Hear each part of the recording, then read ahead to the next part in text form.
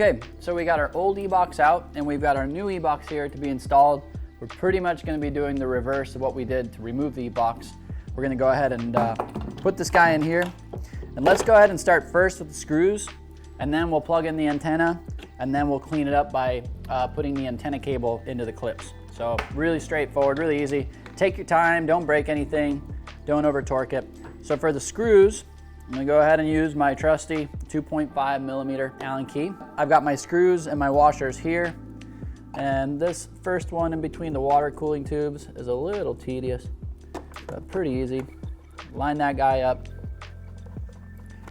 And I'm just gonna leave it nice and just a little loose. Go ahead and get number 2. I'm actually gonna work over here from this side. All right, now I've got that eBox positioned. Then I can do the other 2 screws to secure it, and we'll kind of cycle through and make sure everything's nice and firm.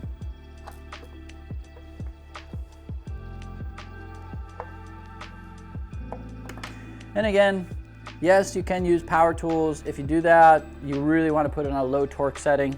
These are small screws. They don't take a lot of force. You can easily damage the screw or the insert if you're using tools that are too powerful. That's why I use this hand tool. It's just as fast and more effective. So now I'll just kind of cycle through. I got everything in position. Then I'll just kind of cinch it up. It's really just kind of positioning the box. That thing's not going anywhere. It does not have to be extremely tight. Okay, so we got those screws in there. That's good. Now, let's go ahead and put in the antenna cable.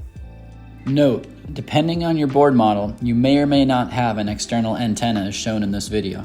For example, the Lift 3F eFoils use an internal antenna.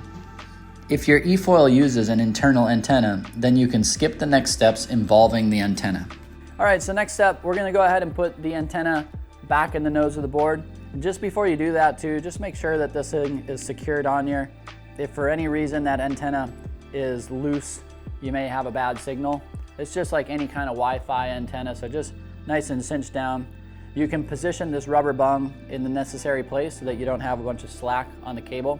You can kind of slide it, inch it up or down as needed. It should be set in the right position. So let's go ahead and put that in there. I'm gonna go ahead and slide that guy all the way back up to the nose so that we have signal. And I know that my cable is looking like the right length there, okay? And this part is a little tedious. You just kind of want to take your time with it and make sure that you have a nice, good, clean seal on that. I'm gonna go ahead and adjust that bung there. And we're gonna go ahead and push that bung in. You can see that it's kind of sticking out far. That's where we use our flathead screwdriver. And you're just gonna kind of take your time to work around it and just pinch it down into the board to get a nice tight fit so it's watertight, just like a cork. So go ahead, take our time on that.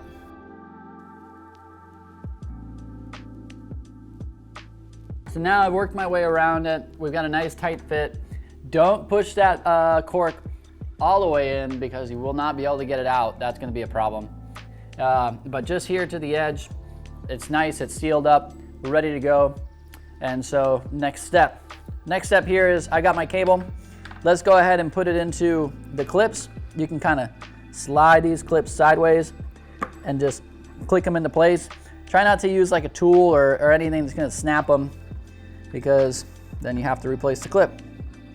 But they do just kind of fit in nice and neat. And this last one, just wrestle that guy on there.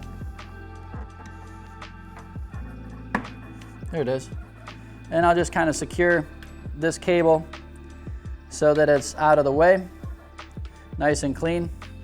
Okay, so now I got my antenna in, I got my eBox in secured. Let's just go ahead and connect our water connectors properly. Make sure you hear that clip because if not, it's not connected. If I was to leave that open like that, I would not have water flow. So that nice click is what we want to hear.